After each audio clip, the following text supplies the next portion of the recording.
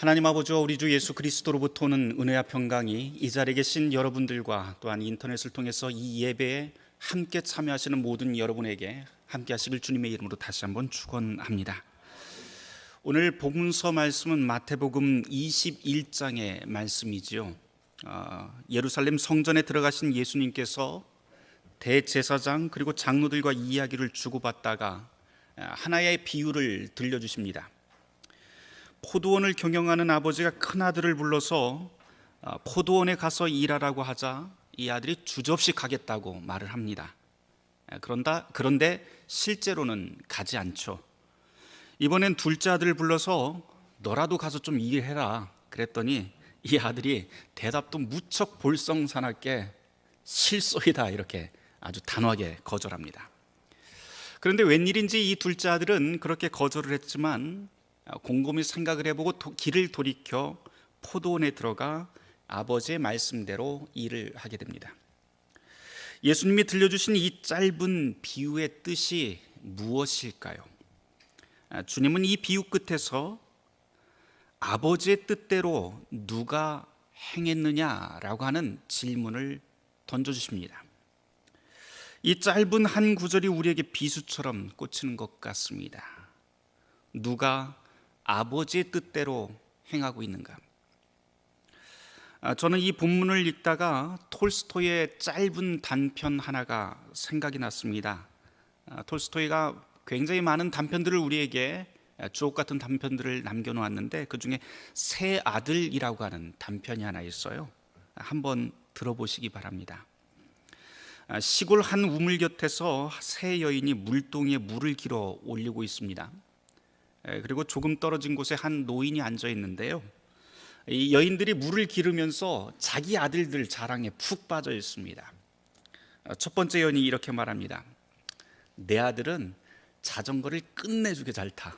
그래서 일단 한번 탔다 하면 무조건 1등이야. 다들 뒤로 다 제껴낼 수 있는 그런 자전거를 굉장히 잘 타는 아들이야. 그러니까 옆에 있던 사람이 와 대단하다고 박수를 칩니다.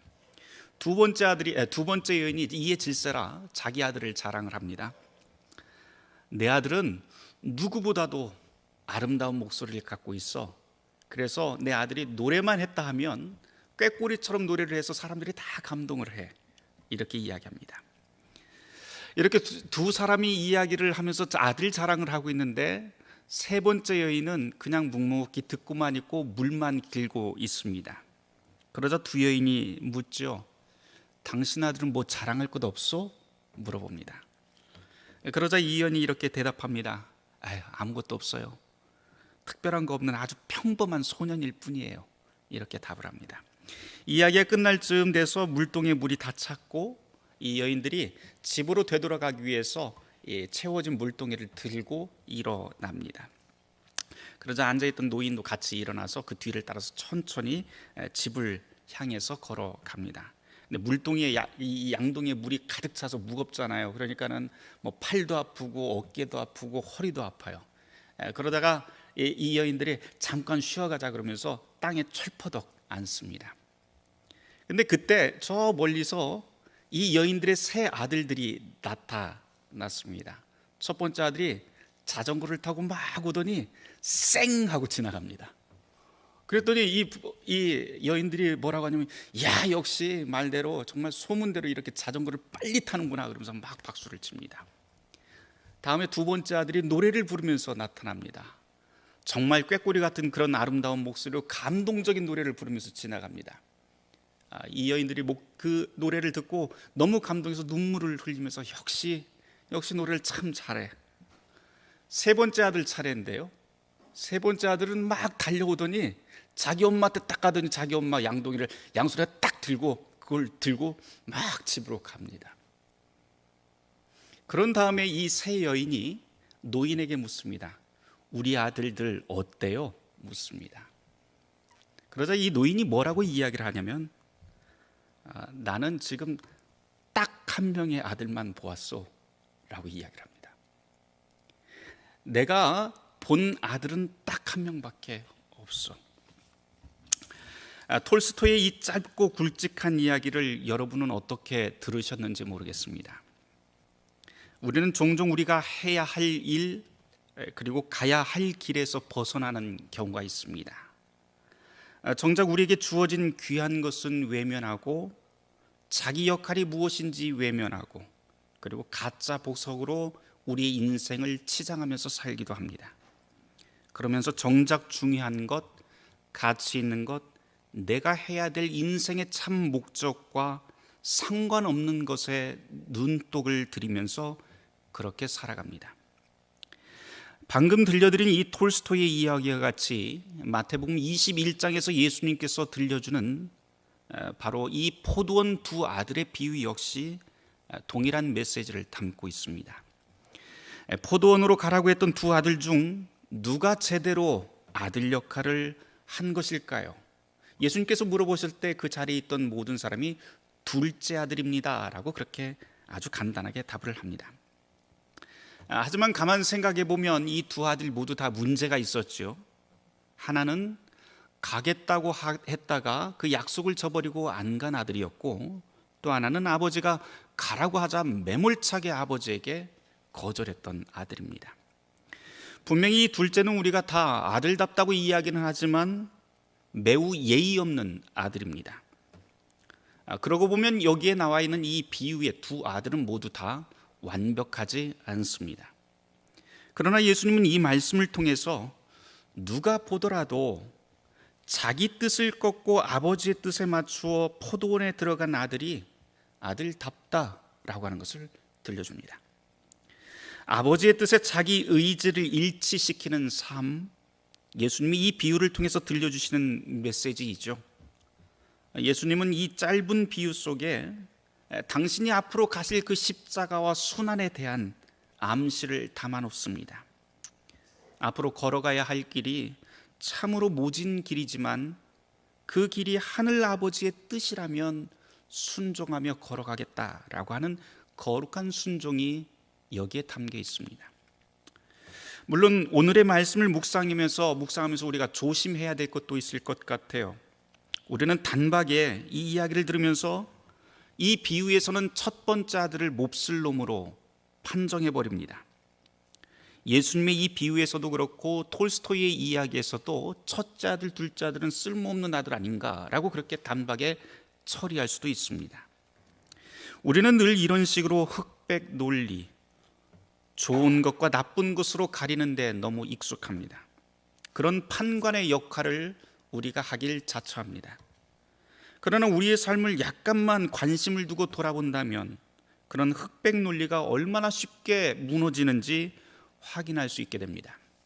실제로도 그렇죠. 아이들을 한번 여러분이 가만히 생각을 해보세요. 아이들이 사춘기를 지나면서 얼마나 드라마틱하게 변하는지 우리는 모두 다 잘 알고 있습니다. 아무도 예상 못합니다. 절대로 얌전해질 것 같지 않던 말썽꾸러기 개구쟁이가 언제 철이 들었는지 의젓해지는 경우를 우리는 수도 없이 많이 보고, 반대로 순둥이만 같던 그런 아이가 어느 날 갑자기 통제불능으로 바뀌는 경우도 우리는 자주 봅니다. 어릴 때 모습 그것만으로는 우리는 성장한 다음에 그 모습을 절대 예상할 수가 없습니다. 저를 보더라도 그런 것 같아요.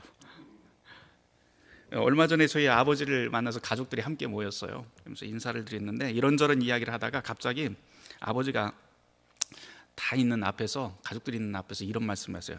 야, 너 학교 다닐 때 가방은 갖고 다녔냐? 그러면서 그래요. 그 말씀 듣고 뜨끔했습니다.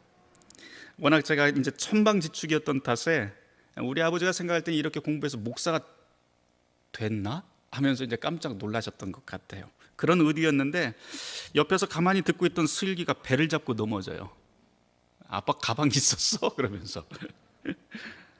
그러고 보면 사람은 고정된 것이 아니라 사실 그렇게 변해갑니다. 그러니 어떤 사람을 두고 지금 현재의 모습으로 이 사람은 완전히 끝난 사람이다 라고 이렇게 판단한 일은 아닌 것 같습니다. 오늘의 비유도 잘 보시면 예수님께서는 이런 단정적인 판단을 내리지는 않습니다. 주님은 이 비유에서 두 아들 모두 다 아버지의 자녀로 인정합니다. 그러나 동시에 예수님께서 두 아들 가운데서도 진정한 자녀란 누구인가? 라고 하는 질문을 우리에게 다시 한번 묵직하게 던지고 있죠. 진정한 자녀라고 하는 것은 말이나 외적인 조건이 아니라 그에 걸맞는 행동을 하고 있느냐, 여기에 달려 있다는 것을 주님께서는 우리에게 가르쳐 주십니다. 하나님의 자녀란 하나님의 뜻에 따라 하나님의 뜻에 맞추어서 살아가는 사람입니다. 그 때문에 오늘의 복음서 말씀은 껍데기만 번들으려한 모든 종교인들, 그리고 오늘의 그리스도인들에게 스스로를 돌아보며 돌이킬 기회를 주시는 말씀이기도 합니다. 우리는 이것을 회개라고 그렇게 부르지요. 오늘 복음서 말씀에서는 둘째 아들이 아버지의 명령에 분명히 실소이다라며 매몰차게 거절합니다.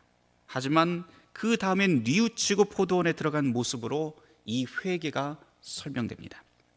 이렇게 아버지의 뜻에 맞춰 자기 의지와 행동을 돌이킬 수만 있다면 그가 바로 하나님의 복된 자녀로 칭찬받게 된다는 것을 오늘의 복음서 말씀은 우리에게 가르쳐 줍니다. 중요한 것은 하나님의 자녀라고 하는 저와 여러분들이 지금 어떤 삶을 살고 있는가, 이것이 문제인 것이죠.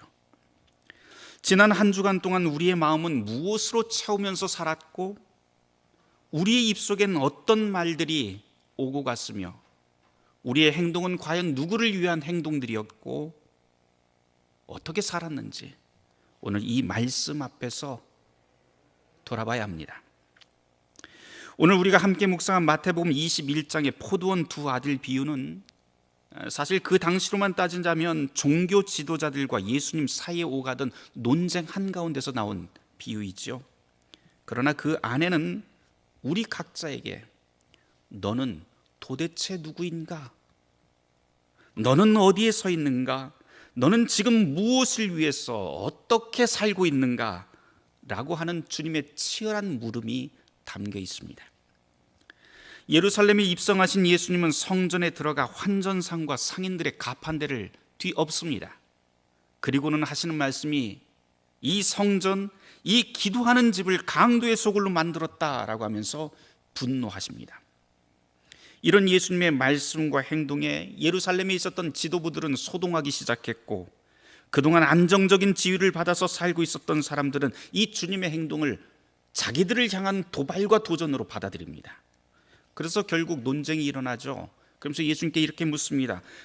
당신은 도대체 무슨 권위로 이런 행동을 하는 것이냐라고 말입니다. 여기에 권위라고 하는 말이 계속해서 반복이 돼요.